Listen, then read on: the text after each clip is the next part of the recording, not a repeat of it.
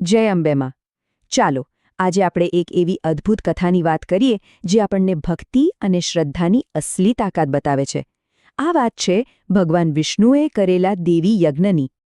ક્યારે વિચાર્યું છે કે જ્યારે બ્રહ્માંડની સૌથી મોટી શક્તિઓ પણ લાચાર થઈ જાય, જ્યારે ધર્મ પર અધર્મ હાવી થવા લાગે, ત્યારે આશાનું કિરણ ક્યાંથી આવતું હશે? બસ આ જ સવાલ આખી કથાના કેન્દ્રમાં છે.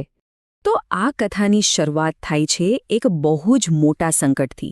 એવો સમય હતો જ્યારે આખી સૃષ્ટિ પર જાણે અંધારું છવાઈ ગયું હતું. કારણ અસુરોનો અત્યાચાર, જે દિવસે દિવસે બધી હદો પાર કરી રહ્યો હતો. પરિસ્થિતિ એટલી ખરાબ થઈ ગઈ હતી મિત્રો કે દેવતાઓ પણ ડરવા લાગ્યા હતા.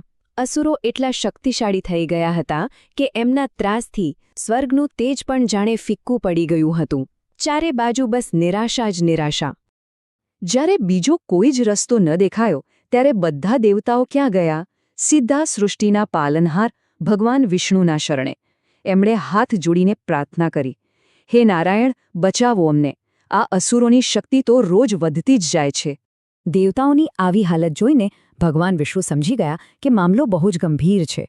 પણ એમને પણ ખબર હતી કે આ સંકટનો ઉકેલ કોઈ સામાન્ય શક્તિથી નહીં મળે. આના માટે તો કોઈ પરમ શક્તિને જ બોલાવવી પડશે. તો વિષ્ણુ ભગવાને શું કર્યું? એમણે જવાબ બહાર શોધવાને બદલે પોતાની અંદર શોધવાનું નક્કી કર્યું. અને એ માટે એ ઊંડા ધ્યાનમાં બેસી ગયા. આ બહુ મોટી વાત છે ખરું ને, કે મોટામાં મોટા પ્રશ્નોના જવાબ ઘણીવાર આપણી અંદર જ છુપાયેલા હોય છે. અને બસ એ ધ્યાનની અવસ્થામાં જ એમને સાચો રસ્તો મળ્યો. એમને અંતરાત્માનો અવાજ સંભળાયો. આ બધી જ શક્તિનું મૂળ તો આદિશક્તિ છે. જ્યાં સુધી દેવી પ્રસન્ન નહીં થાય ત્યાં સુધી જીત નહીં મળે. મતલબ કે બ્રહ્માંડની શક્તિનું કેન્દ્ર તો દેવી જગદંબા છે. જેવી આ વાત સમજાય, વિષ્ણુ ભગવાને તરત જ એક મોટો સંકલ્પ કર્યો. એમણે નક્કી કર્યું કે તેઓ મહામાયા જગદંબાને પ્રસન્ન કરવા માટે એક ભવ્ય યજ્ઞ કરશે. અને જુઓ, આ કોઈ નાનો સૂનો યજ્ઞ નહોતો. એની તૈયારીઓ પણ એટલી જ વિધિવત હતી. સૌથી પહેલાં એકદમ પવિત્ર જગ્યા પસંદ કરાઈ. પછી મોટા મોટા ઋષિમુનિઓને બોલાવવામાં આવ્યા. પવિત્ર અગ્નિ પ્રગટાવી અને પછી તો ચારે દિશાઓમાં બસ વૈદિક મંત્રો જ ગુંજી રહ્યા હતા. યજ્ઞની પવિત્ર જ્વાળા પ્રજ્વળી અને શરૂ થયો એ મહામંત્રનો જાપ. ઓમ ઐં હ્રીં ક્લીં ચામુંડાઈએ વિચ્ચે. આ ખાલી શબ્દો નહોતા, આ તો એ શક્તિશાળી બીજ મંત્ર હતું જે સીધું જ દેવીની શક્તિનું આહ્વાન કરી રહ્યું હતું.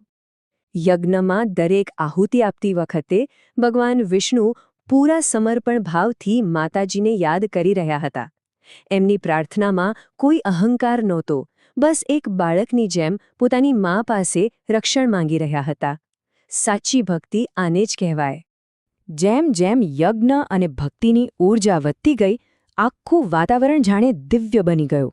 અને હવે એ સમય આવી ગયો હતો જેની બધા જ રાહ જોઈ રહ્યા હતા.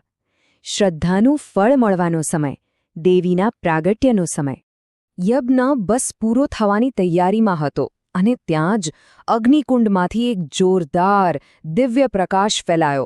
એ પ્રકાશ એટલો બધો હતો કે જાણે હજારો સૂરજ એક સાથે ઉગી ગયા હોય. આખું બ્રહ્માંડ એનાથી ઝળહળી ઉઠ્યું. અને એ દિવ્ય પ્રકાશની વચ્ચેથી સાક્ષાત માતા જગદંબા એમના ભવ્ય ચતુર્ભુજ સ્વરૂપમાં પ્રગટ થયા. એમના આવતા જ આખું વાતાવરણ સુગંધથી મહેકી ઉઠ્યું. અને બધા દેવતાઓએ એક જ જયઘોષ કર્યો, જય અંબે માં. માતાજીએ સ્મિત સાથે વિષ્ણુ ભગવાન સામે જોયું અને કહ્યું, હે વિષ્ણુ, હું તારી સાચા દિલની ભક્તિ અને આ યજ્ઞથી બહુ જ પ્રસન્ન છું. અને પછી એ વરદાન આપ્યું જેની સૌ રાહ જોતા હતા, ચિંતા ના કર, હવે તારા જ હાથે અસુરોનો નાશ થશે.